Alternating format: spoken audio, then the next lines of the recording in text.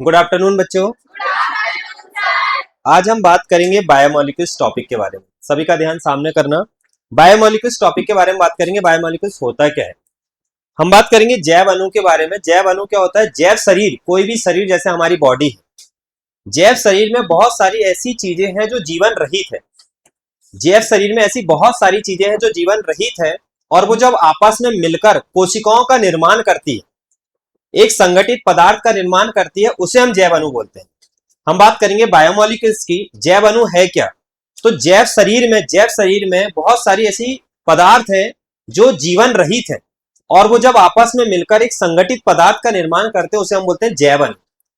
या जैव अणु की डेफिनेशन हम ऐसा बोल सकते हैं कि जीवों में पाए जाने वाला अणु जैव अणु कहलाता है। जीवों में पाए जाने वाले अणु को क्या बोलते हैं? जैव अणु। जीवों में पाए जाने वाले अणु को क्या बोलते हैं? जैव अणु। या हम दूसरे तरीके से ये बोल सकते हैं कि वे रासायनिक यौगिक जो जीवों में पाए जाते हैं, वे रासायनिक यौगिक जो जीवों में पाए जाते हैं, उसे हम क्या बोलते हैं? जैव अणु। जैसे कार्बोहाइड्रेट है, जैसे प्रोटीन है, एमिनो एसिड है, विटामिन है, एंजाइम्स है, हार्मोन्स है, एमिनो एसिड है, न्यूक्लिक एसिड है। हम जिन इन सब की बात कर रहे हैं, ये सारे के सारे जैव अणु होते हैं। अब हम बात करेंगे जितनी भी चीज मैंने बोला, जैसे कार्बोहाइड्रेट है, प्रोटीन है, एंजाइम्स है, विटामिन है, हार्मोन्स है, एमिनो एसिड है, न्यूक्लिक एसिड है, फैटी एसिड है, ये सारे के सारे बायोमोलिक्यूल्स है। अब ये जो है ये जीवन रहित है, नॉन लिविंग है। हम बात करेंगे बायोमोलिक्यूल्स होता क्या है, तो हम बायोमोलिक्यूल्स इतना ही बोलेंगे, molecule present in living body, living organism. Molecules present in living organism मतलब कि जो लिविंग ऑर्गेनिज्म है उसमें जो भी मॉलिक्यूल्स पाए जाएंगे वो क्या कहलाएंगे? बायोमोलिक्यूल। हम बात करेंगे कार्बोहाइड्रेट्स की, तो कार्बोहाइड्रेट्स क्या होते हैं? हम कार्बोहाइड्रेट की बात करेंगे तो हम सबसे शुरू में बात करेंगे बायोमोलिक्यूल्स। सामने ध्यान देना, हम बायोमोलिक्यूल्स की बात करेंगे। बायोमोलिक्यूल्स क्या होता है? हम ये बोल सकते हैं, molecules present in living organism. या हम ये बोल सकते हैं, जीवों में पाए जाने वाले अणु को, जीवों में पाए जाने वाले अणु को जैव अणु बोलते हैं, जैव अणु कहते हैं। हम ये बोल सकते हैं कि जीवों में पाए जाने वाले अणु को जैव अणु बोल सकते हैं, या बोल सकते हैं वे रासायनिक यौगिक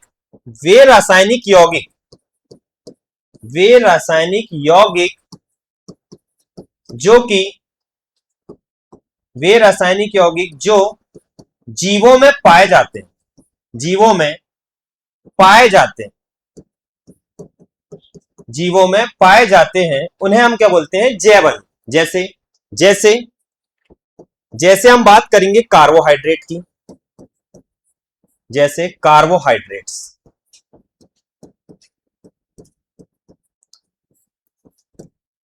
protein, vitamin, enzyme, hormones, amino अम्ल, न्यूक्लिक अम्ल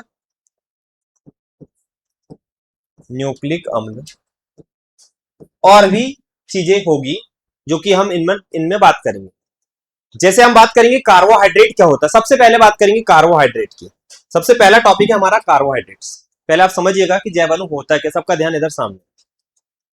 जैव अणु क्या होगा? जैव अणु को बायोमोलिक्यूल्स बोलते हैं। बायोमोलिक्यूल्स की डेफिनेशन हम इतना बोल सकते हैं, biomolecules present in living organism मतलब कि जीवों में पाए जाने वाले अणु को क्या बोलेंगे? जैव अणु।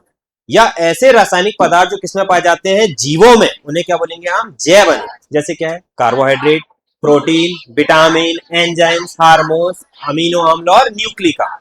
हम बात करेंगे कि भाई ये कार्बोहाइड्रेट्स क्या होते हैं। हम पहली बात करेंगे कार्बोहाइड्रेट की, सामने ध्यान देना। ठीक, हम बात करेंगे कार्बोहाइड्रेट की।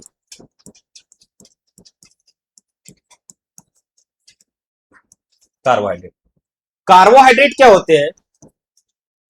कार्बोहाइड्रेट मतलब ऐसे कोई भी यौगिक जो कार्बन, हाइड्रोजन और ऑक्सीजन से मिलकर बने।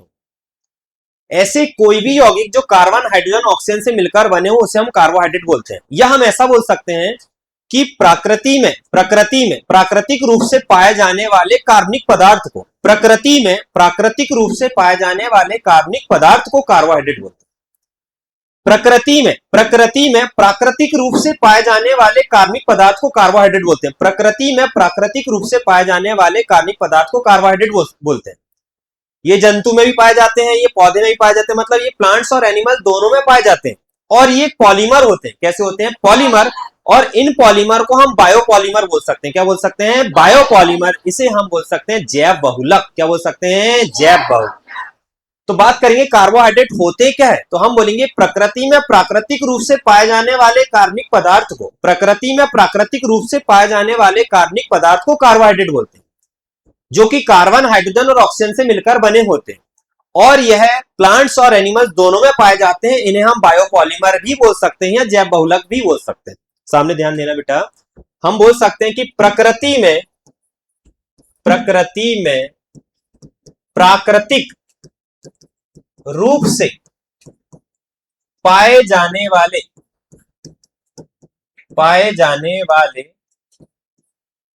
कार्बनिक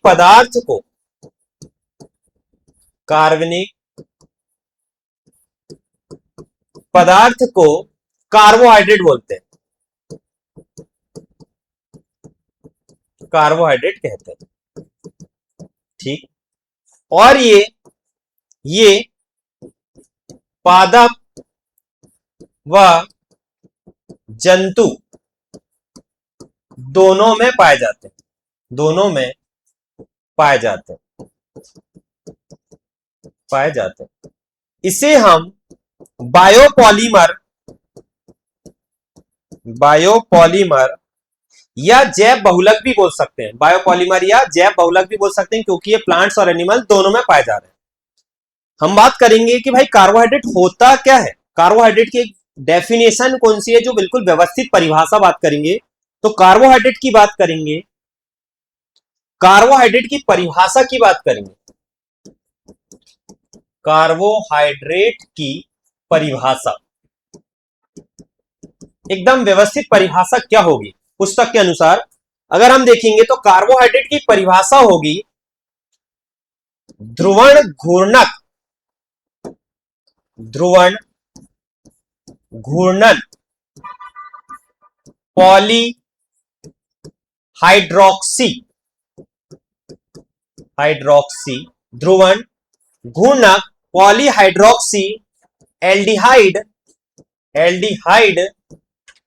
एल्डिहाइड अथवा कीटोन।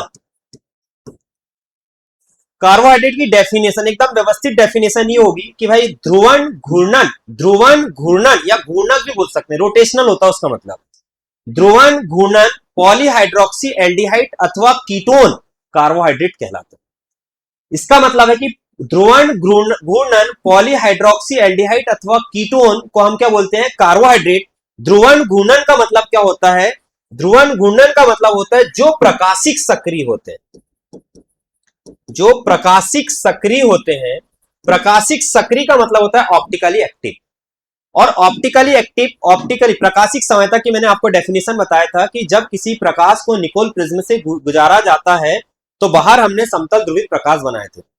जब किसी प्रकाश को निकोल प्रिज्म से गुजारते हैं तो समतल ध्रुवित प्रकाश प्राप्त होता है, और समतल ध्रुवित प्रकाश को हम प्रकाशिक सक्रिय विलयन से गुजारते हैं तो प्रकाश की दो कंडीशन होती है, या तो प्रकाश क्लॉकवाइज घूम सकता है या तो प्रकाश एंटी क्लॉकवाइज घूम सकता है। यदि प्रकाश क्लॉकवाइज घूमता है तो इसे बोलते हैं डेक्स्ट्रो रोटेटरी, और यदि एंटी क्लॉकवाइज घूमता है तो इसे बोलते हैं लीवो रोटेटरी। डेक्स्ट्रो रोटेटरी को हम डी से शो करते थे और लीवो रोटेटरी को हम एल से शो करते थे। तो भाई कहने का मतलब यह है कि प्रकाशिक सक्रिय होना चाहिए, प्रकाशिक सक्रिय, जो भी कार्बोहाइड्रेट की बात करेंगे वो प्रकाशिक सक्रिय होना चाहिए।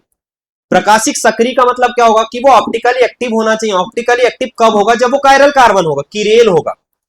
किरेल कब होगा? जब वो sp3 संकृत कार्बन हो, पहली कंडीशन। जब एक ही कार्बन से चारों परमाणु कैसे हो? अलग अलग। सम्मित हो या असम्मित हो, असम्मित हो। दर्पण प्रतिबिंब बनना चाहिए नहीं बनना चाहिए, बनना चाहिए, पर एक दूसरे के ऊपर अध्यारोपित नहीं होना चाहिए। इसे क्या बोलते हैं, प्रकाशिक सक्रिय। क्या बोलते हैं, प्रकाशिक सक्रिय। मतलब पहली कंडीशन ऑप्टिकली कैसा होना चाहिए, एक्टिव। ऑप्टिकली कैसा होना चाहिए, एक्टिव। तो हम बात कर रहे हैं कि कार्बोहाइड्रेट की जो परिभाषा, एकदम सही परिभाषा, अगर इस पे सारी चीजें अप्लाई होगी तो वो कार्बोहाइड्रेट होगा, अन्यथा वो कार्बोहाइड्रेट नहीं होगा। कार्बोहाइड्रेट की परिभाषा है कि ध्रुवण घूर्णन पॉलीहाइड्रोक्सी एल्डिहाइड अथवा कीटोन। इसका मतलब है ध्रुवण घूर्णन का मतलब होता है प्रकाशिक सक्रिय होना चाहिए। पॉलीहाइड्रोक्सी, पॉलीहाइड्रोक्सी का मतलब होता है कि एक से अधिक, एक से अधिक, एक से अधिक OH एल्कोहल ग्रुप होना चाहिए। एक से अधिक OH ग्रुप होना चाहिए, तो इसे हम बोलेंगे पॉलीहाइड्रोक्सी। एल्डिहाइड और कीटोन, अगर एल्डिहाइड मतलब पॉली, एक से अधिक क्रिया, एक से अधिक OH समूह होना चाहिए, और एल्डिहाइड और कीटोन, एल्डिहाइड और कीटोन होना चाहिए। सामने ध्यान देना सभी, ध्रुवण घूर्णक पॉलीहाइड्रोक्सी एल्डिहाइड और कीटोन को कार्बोहाइड्रेट बोलते हैं। ध्रुवण घूर्णक का मतलब होता है प्रकाशिक सक्रिय होना चाहिए। पॉलीहाइड्रोक्सी मतलब एक से ज्यादा OH होना चाहिए, और एल्डिहाइड और कीटोन होना चाहिए, तो ये कहलाएंगे कार्बोहाइड्रेट्स। क्या कहलाएंगे, कार्बोहाइड्रेट्स। अगर ये एल्डिहाइड और कीटोन को हम कार्बोनिल बोल सकते हैं, क्या बोल सकते हैं, कार्बोनिल समूह, कार्बोनिल समूह। यदि ये कार्बोनिल समूह इस OH के साथ क्रिया कर ले, यदि ये कार्बोनिल समूह इस OH के साथ क्रिया करते हैं, तो ये बनाते हैं हेमी एसीटल। क्या बनाते हैं, हेमी एसीटल। यदि ये कार्बोनिल समूह, यदि ये कार्बोनिल समूह OH के साथ क्रिया कर ले, तो ये क्या बनाते हैं, हेमी एसीटल। अब ये हेमी एसीटल क्या होते हैं, हेमी एसीटल क्या होते हैं, हम बात करेंगे कि भाई मान लो कोई एल्डिहाइड है, कोई एल्डिहाइड है, और ये एल्डिहाइड कोई एल्कोहल से क्रिया कर रहा है, एल्कोहल से क्रिया कर रहा है, तो ये बनाएगा हेमी एसीटल। क्या बनाएगा, ये हेमी एसीटल, हेमी एसीटल बनाएगा। अब ये हेमी एसीटल क्या होता है, हम बात करेंगे, जैसे एल्डिहाइड लिया मैंने CH3CHO एल्डिहाइड, और इसकी क्रिया मैंने एल्कोहल मतलब C2H5OH से करवाया, तो जैसे इसने अभिक्रिया करा, तो हेमी एसीटल में क्या होता है, जो एक कार्बन होता है उसी पर, सेम कार्बन पर OH और OR ग्रुप जुड़ा होता है, तो उसे हम हेमी एसीटल बोलते हैं। कैसे, जैसे मान लो ये CH3 है और ये CH है, इस CH से मैंने यहां पर ये वाला हाइड्रोजन देकर इससे मैंने ऐसा जोड़ दिया, यहां OH जोड़ गया, ठीक, और यहां पर ये ऑक्सीजन बचा है और ये C2H5 बचा है, मैंने इसको ऐसे जोड़ दिया, तो ये जो है मेरा R है, R मैथिल ग्रुप है, मैथिल ग्रुप, ये CH है, CH मैंने यहां OH जोड़ा और यहां से ये OR डैश जोड़ा, C2H5 को मैंने R डैश माना और CH3 को मैंने R माना, और मैंने इसको ऐसा जोड़ा, तो ये जो ग्रुप कहलाता है हेमी एसीटल कहलाता है। क्या कहलाता है, ये हेमी एसीटल। बोले हेमी एसीटल होते क्या है, जब भी कार्बोनिल ग्रुप एल्कोहल से क्रिया करता है तो हेमी एसीटल बनाता है।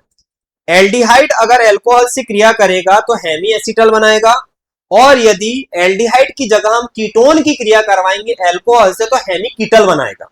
सामने ध्यान देंगे, हम बात करेंगे कि भाई एल्डिहाइड की क्रिया, एल्डिहाइड की क्रिया,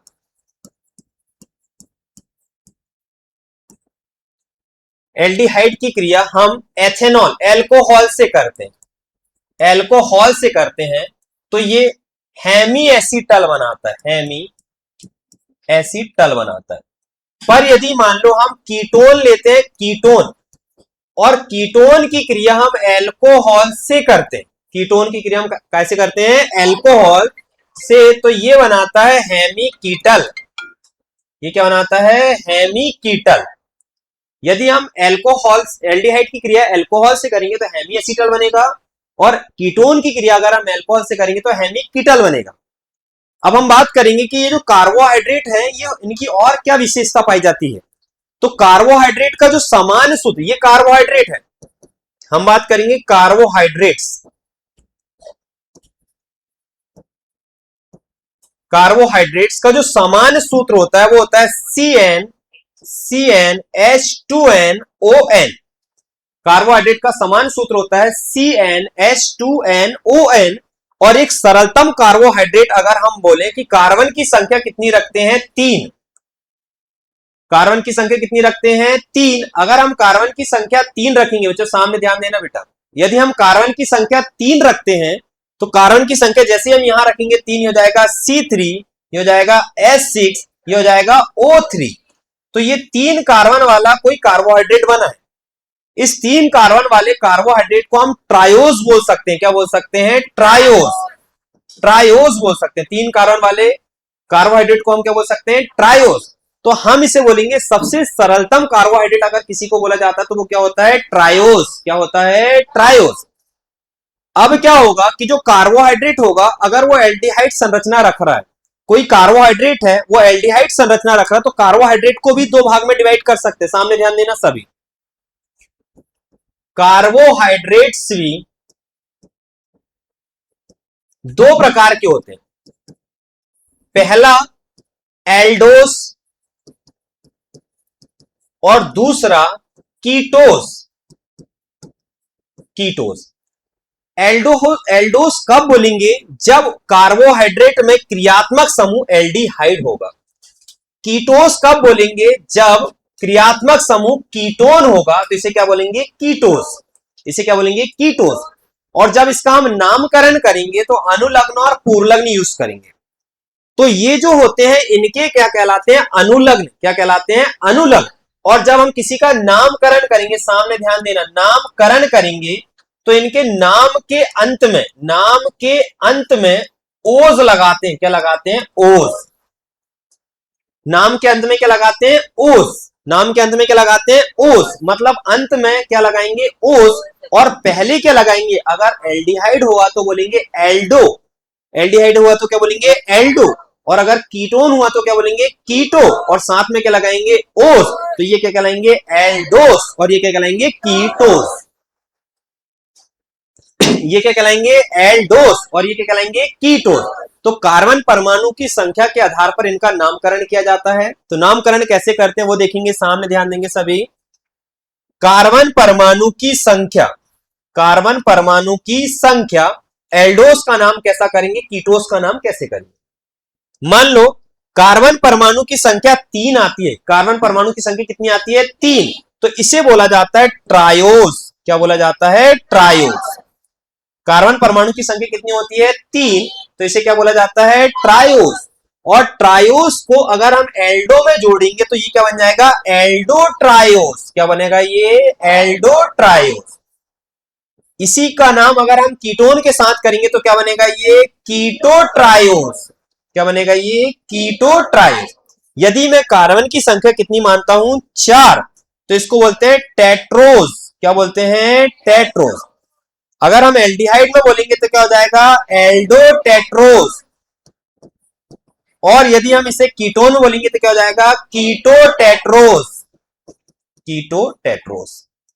ऐसे ही हम कार्बन की संख्या 5 लेते हैं तो इसको बोलते हैं पेंटोज। क्या बोलेंगे, पेंटोज। अगर एल्डिहाइड वाला होगा तो हम क्या बोलेंगे, एल्डो पेंटोज। Aldo pentose. और यदि कीटोन वाला होगा तो क्या बोलेंगे हम, कीटो पेंटोज। क्या बोलेंगे, कीटो पेंटोज। ठीक। कार्बन अगर 6 होगा तो इसे क्या बोलेंगे हम, हेक्सोज। हेक्सोज। अगर एल्डिहाइड ग्रुप होगा तो क्या बोलेंगे, एल्डो हेक्सोज। और यदि कीटोन ग्रुप होगा तो क्या बोलेंगे हम, कीटो हेक्सोज। Keto hexose. ऐसे ही सामने ध्यान देना बेटा, अगर कार्बन की संख्या 7 आई, क्या बोलेंगे, कार्बन की संख्या कितनी आई, 7, तो इसके लिए हम बोलेंगे हेप्टोस। क्या बोलेंगे, अगर एल्डिहाइड के लिए बोलेंगे तो क्या बोलेंगे, एल्डो हेप्टोस। और अगर कीटोन के लिए बोलना है तो क्या बोलेंगे, कीटो हेप्टोस। तो सामने ध्यान देना, कार्बोहाइड्रेट में ग्रुप के संरचना के आधार पर हम उनका नामकरण करते हैं। नाम के अंत में ओज लगाते हैं। अगर संरचना एल्डिहाइड से बना है तो एल्डोज बोलते हैं, यदि संरचना कीटोन से बनी है तो कीटोज बोलते हैं। नामकरण में कार्बन परमाणु की संख्या देखते हैं। अगर कार्बन परमाणु की संख्या कितनी हो, 3, तो बोलेंगे ट्रायोज। 4 है तो बोलेंगे टेट्रोस, 5 है तो बोलेंगे पेंटोस, 6 है तो बोलेंगे हेक्सोस, 7 है तो बोलेंगे हेप्टोस। जैसे आप बोलते हैं ग्लूकोस, जैसे आप बोलते हैं फ्रक्टोस, तो वो एक हेक्सोस शर्करा है, उसमें कार्बन कितने होते हैं? 6। अब हम ये नहीं बता पाएंगे अभी कि ग्लूकोस में कौन सा क्रियात्मक समूह पाया जाता है, फ्रक्टोस में कौन सा क्रियात्मक समूह पाया जाता है, पर हाँ ये बता सकते हैं कि कार्बन कितने होते हैं? 6।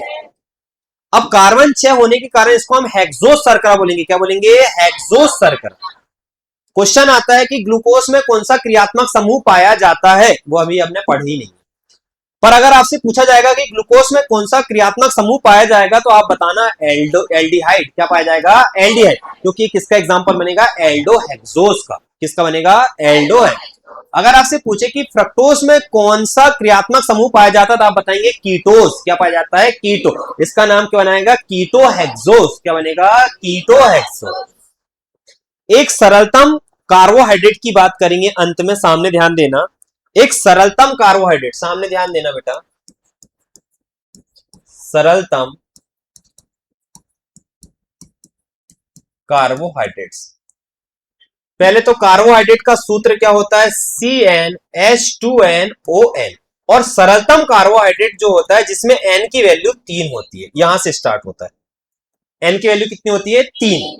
और n की वैल्यू 3 अगर यहां हम रखते तो ये हो जाता है C3H6ON, C3H6O3, O3।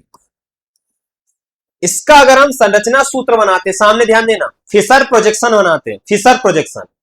ये जो फिशर प्रोजेक्शन है ये स्टीरियो आइसोमेरिज्म में आता है, त्रिविम समता में आता है। पहले हमने सोहर्स प्रोजेक्शन बनाए, फिर हमने न्यूमैन प्रोजेक्शन बनाए, फिर हमने फिशर प्रोजेक्शन बनाए।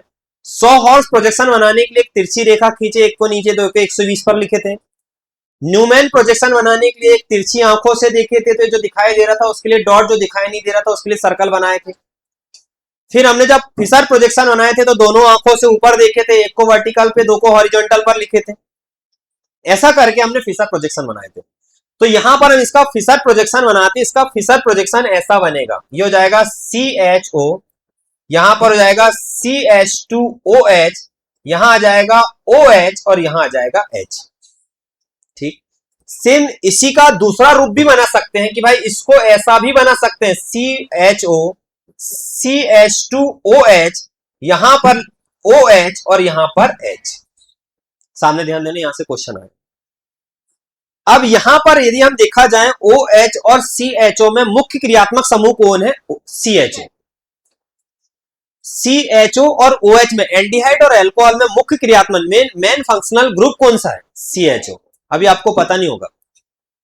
फंक्शनल ग्रुप की सीरीज होती है, कार्बोक्सिलिकम, सल्फोनिकम, एनहाइड्राइड, ईस्टर, एसिडाइड, acetamide, cyanide, isocyanide, aldehyde, ketone, alcohol, thioalcohol, amine, एनीनाइन। उस सीरीज में सबसे ऊपर कौन आता है? एल्डिहाइड। उससे नीचे कौन आता है? अल्कोहल। ऊपर कौन आता है? एल्डिहाइड। नीचे कौन आता है? अल्कोहल। यहां एल्डिहाइड से अगर मैं अल्कोहल की ओर जाऊंगा तो क्लॉकवाइज से एंटी क्लॉकवाइज, क्लॉकवाइज। और यहां में एल्डिहाइड से अल्कोहल की ओर आ रहा है तो क्लॉकवाइज से एंटी क्लॉकवाइज, एंटी क्लॉकवाइज। तो क्लॉकवाइज क्या कहलाता है? Dextro rotatory. और एंटी क्लॉकवाइज क्या कहलाता है? Laevo rotatory. इसको किससे शो करेंगे? प्लस से। इसको शो करेंगे माइनस से। इसका नाम है ग्लिसरैल्डिहाइड। क्या नाम है इसका? ग्लिसरैल। एक ट्रायोस संरचना है। कैसी संरचना है ये? ट्रायोस संरचना है। क्लियर है? लिखेंगे आप इसको।